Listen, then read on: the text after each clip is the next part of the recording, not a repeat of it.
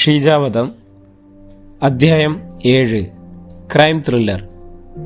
രാവിലെ SP ഓഫീസിൽ ഒന്ന് കയറണം. ഇന്നലെ മെയിൽ വന്നിട്ടുണ്ടായിരുന്നു. പോലീസ് ജീപ്പ് SP ഓഫീസിന് മുന്നിൽ വന്ന് നിന്നപ്പോഴാണ് സത്യൻ ചിന്തകളിൽ നിന്നും ഉണർന്നത്. എടോ ദിലീപേ, തനിക്കെന്ത് തോന്നുന്നു? ഈ കേസിൽ ബിലാൽ പ്രതിയാണെന്ന് തോന്നുന്നുണ്ടോ? ഇല്ല സാറേ, ആ ചെക്കനെ പെടുത്തിയതാണ്, അതിലൊരു സംശയമില്ല. തനിക്കെന്താടോ അങ്ങനെ തോന്നാൻ കാരണം? സാറേ, ആരും അറിയാതെ കുഴിച്ചു മൂടേണ്ടിയിരുന്ന ഈ കേസ് 5 ദിവസങ്ങൾക്ക് ശേഷം അവളുടെ സഹപാഠികളുടെ സമരം കൊണ്ടാണ് എല്ലാവരും അറിഞ്ഞത്. ഓക്കെ, താനിവിടെ ഇരിക്കും, ഞാൻ സാറിനെ കണ്ടിട്ട് വരാം. SP സാറിൻ്റെ ക്യാബിനിൽ കിടക്കുമ്പോൾ അവിടെ USFൻ്റെ കൺവീനറും പഴയ ഷീജയുടെ മുതലാളി ജോസും ഉണ്ടായിരുന്നു. എന്തോ പന്തികേടുണ്ട്, സത്യൻ്റെ മനസ്സ് പറയാതിരുന്നില്ല. സത്യൻ വാടോ, ഞാൻ തന്നെ പ്രതീക്ഷിച്ചിരിക്കുകയായിരുന്നു. SP സത്യനെ സ്വാഗതം ചെയ്ത് ക്ഷണിച്ചു. കേട്ടോ ജോസേ, മുഖ്യമന്ത്രിയുടെ സ്പെഷ്യൽ ഓർഡർ പ്രകാരമാണ് സത്യൻ ഇങ്ങോട്ട് വരുന്നത്. വയനാട്ടുകാരനാണ്.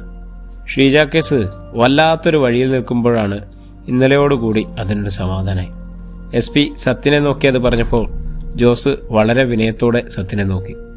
സത്യം പറയാലോ സാറേ, ഈ നാട്ടുകാരെന്തൊക്കെയോ പറഞ്ഞുണ്ടാക്കി.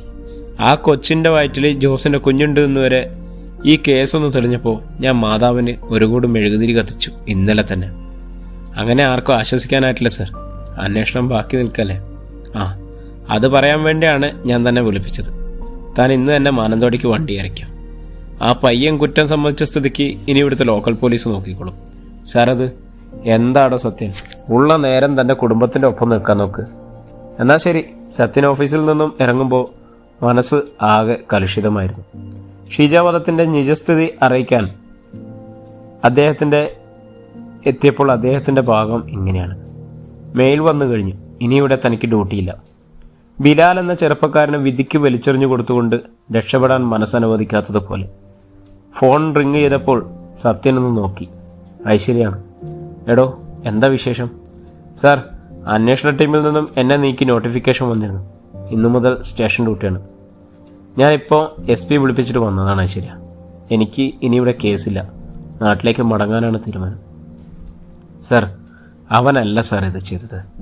അവനെ കരുവാക്കാൻ ആരോ കളിക്കുന്നതാണ്. അവൻ്റെ നാട്ടിൽ നിന്നും അവൻ്റെ മുഴുവൻ വിവരങ്ങളും കിട്ടിയിട്ടുണ്ട്. അതിൽ നിന്നും ബിലാലിന് അങ്ങനെ ഒരു ചുറ്റുപാടില്ല.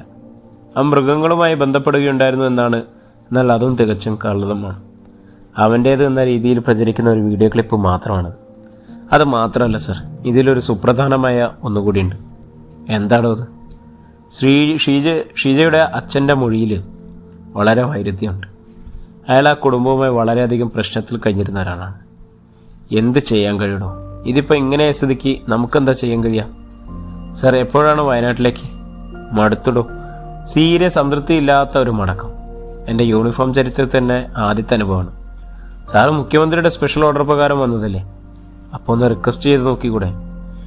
അതൊന്നും ശരിയാവില്ലടോ. എന്തായാലും എല്ലാവിധ ആശംസകളും. പോകുന്നതിന് മുമ്പ് ഒന്ന് കാണാൻ കഴിയില്ല സാർ? പോകുന്നതിന് മുൻപ് കാണുന്നത് എന്താടോ? അതിനെന്താ കുഴപ്പം? നമുക്ക് കാണാലോ. എന്താടോ, എന്ത് പറ്റിയതെനിക്ക്? ഒന്നുമില്ല സാർ, കോന്നി വേ ഓഫ് മലബാറിലുണ്ടാവും. എനിക്ക് സാറിനെ ഒന്നുകൂടി കാണണം. ദിലീപും കരണവും ഒക്കെ സങ്കടത്തിലായിരുന്നു. അവരെയൊക്കെ സമാധാനിപ്പിച്ച് ഐശ്വര്യയുടെ മുന്നിലിരിക്കുമ്പോൾ സത്യന് എന്തു പറയണമെന്നറിയില്ലായിരുന്നു.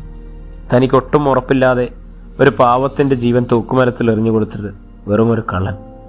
ഐശ്വര്യയ്ക്ക് മുഖം കൊടുക്കാതെ അയാൾ തലതാഴ്ത്തിയിരുന്നു. സാർ, ഒരുപാട് പ്രതീക്ഷയായിരുന്നു ഒപ്പം ജോലി ചെയ്യുമ്പോൾ. ഒരു സുരക്ഷിതത്വം, എന്തും പറയാനുള്ള സ്വാതന്ത്ര്യം, സഹജീവനക്കാരിയോടുള്ള സ്വാതന്ത്ര്യം.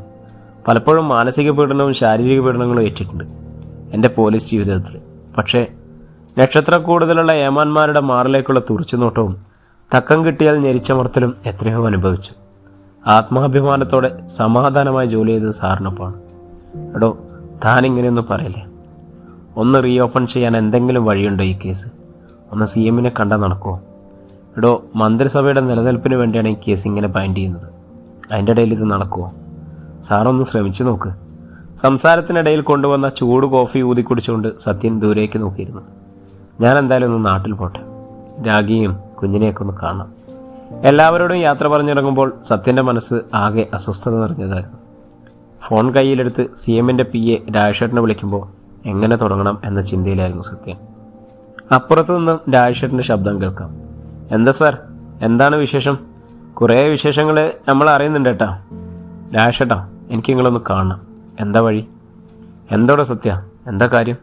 ഒന്നുമില്ലപ്പാ, എനിക്ക് കുറച്ച് കാര്യങ്ങൾ സംസാരിക്കാൻ വേണ്ടി. എന്നാൽ നേരെ സെക്രട്ടേറിയറ്റിലേക്ക് പോരും.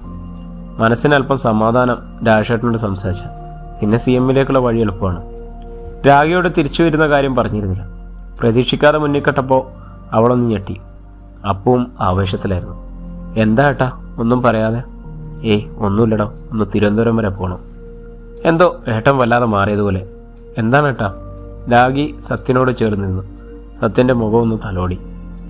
എന്താണ് സത്യേട്ടാ? എന്താണെങ്കിലും പറയും. എടോ, ഞാൻ ആകെ ഒരു കുഴപ്പത്തിലാണ്. ആകെ പ്രതീക്ഷ നശിച്ചതുപോലെ.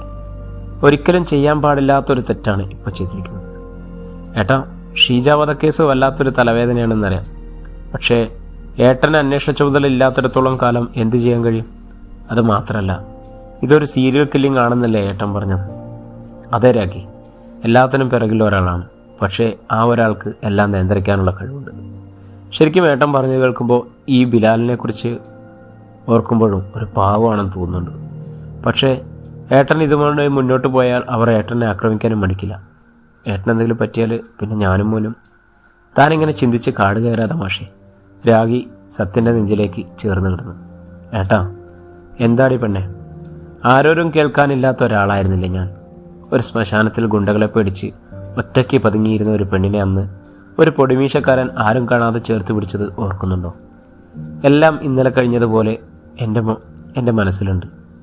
ഞാനതങ്ങനെ ഓർക്കാതിരിക്കും മോളെ. കയറി പിടിക്കാൻ ശ്രമിച്ച ഗുണ്ടാ നേതാവിടെ കൈഞ്ഞരമ്പ് സൂപ്പർമാക്സ് ബ്ലേഡ് കൊണ്ട് വരിഞ്ഞു മുറുക്കുമ്പോൾ ഒരു വല്ലാത്ത തൃപ്തിയായിരുന്നു കേട്ടോ. അവർ പ്രതികാരം ചെയ്തതോ വീട് കത്തിച്ചു. അനങ്ങാൻ പോലും ആകാത്ത എൻ്റെ ഓട്ടിസം ബാധിച്ച അനിയനും അമ്മയും ആരും കൂടെയില്ലാത്ത ആ രാത്രിയിൽ വെന്തു മരിച്ചപ്പോൾ ആ ഗന്ധം എൻ്റെ മൂക്കിലെങ്ങനെ. ഇപ്പോൾ നീ എന്തിനാ ഇതൊക്കെ പറയുന്നത്? കുറ്റം ചെയ്തവർ ശിക്ഷിക്കപ്പെടണം കേട്ടോ. ആ പാവം, അയാൾ തെറ്റ് ചെയ്തിട്ടില്ല എങ്കിൽ അയാൾ രക്ഷപ്പെടണം. എന്തായാലും ഞാൻ നാളെ രാജേട്ടനൊന്ന് കാണുന്നുണ്ട്. ബാക്കിയെല്ലാം പിന്നീട് നോക്കാം. താൻ വെറുതെ ഓരോന്ന് എന്തിനാ സങ്കടപ്പെടുന്നത്? സത്യൻ അവളെ നെഞ്ചോട് ചേർത്ത് പിടിച്ചു. നെഞ്ചിൽ തലവെച്ച് അവൾ അങ്ങനെ കിടന്നു. വലതുവശത്ത് അവളും ഇടതുവശത്ത് അപ്പുവും. അങ്ങനെ അവർക്ക് നടുവിൽ സത്യനും. അതാണ് ശീലം. അപ്പുവിൻ്റെ കാലം മിക്കവാറും സത്യൻ്റെ നെഞ്ചിലാവും. ചില കാര്യങ്ങൾ അങ്ങനെയാണ്. രാഗിയുടെ ഭൂതകാലവും അങ്ങനെ തന്നെയാണ്. അത് പറയുമ്പോൾ അവൾ പല്ലുകൾ ഞെരിക്കും, കണ്ണുകൾ ചുവക്കും. വല്ലാത്തൊരഗ്നി അവളിൽ ജ്വലിക്കുന്നത് കാണാൻ കഴിയും. ഒന്ന് കുളിക്കാൻ പോലും സ്വാതന്ത്ര്യമില്ലാത്ത എറണാകുളത്തെ ഒരു കോളനിയിലായിരുന്നു അവളുടെ ജനനം. ജീവിതവും അങ്ങനെ തന്നെ. അച്ഛൻ ആരാണ് എന്ന് അവൾക്കറിയില്ല. ഓട്ടിസം ബാധിച്ച അനിയൻ, അമ്മ പ്രായപൂർത്തിയായ രാഗിയോടും ഒളിഞ്ഞും തെളിഞ്ഞുമുള്ള ഉപദ്രവങ്ങൾ. അമ്മയ്ക്കെന്ത് ചെയ്യാൻ കഴിയും? കള്ളും കഞ്ചാവും മയക്കുമരുന്നും സുലഭമായി കിട്ടുന്ന അവിടെ നിന്നാണ് ഭാവിയിലെ വേശ്യകളെ തയ്യാറാക്കുന്നത്. ആദ്യം ഗ്യാങ് ലീഡർമാർ, പിന്നെ പതിയെ പതിയെ മാംസം തേടിയെത്തുന്ന ആളുകൾക്ക്.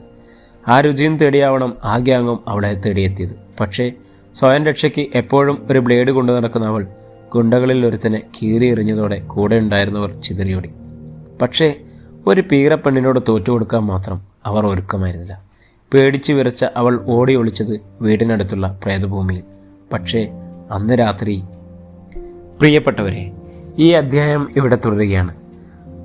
നമ്മുടെ സ്റ്റോറിയുടെ ഏറ്റവും ഇൻട്രസ്റ്റിംഗ് ആയിട്ടുള്ള പാട്ടുകളിലേക്കാണ് അടുത്ത അധ്യായങ്ങൾ മുതൽ പോകുന്നത്. എല്ലാവരും കൂടെ ഉണ്ടാവണം. സബ്സ്ക്രൈബ് ചെയ്യാത്തവർ സബ്സ്ക്രൈബ് ചെയ്യണം. നിങ്ങളുടെ അഭിപ്രായങ്ങൾ എന്ത് തന്നെയായാലും കമൻ്റായി കുറിക്കാൻ മറക്കരുത്. വീണ്ടും കാണും വരേക്കും എല്ലാവർക്കും നല്ല നമസ്കാരം.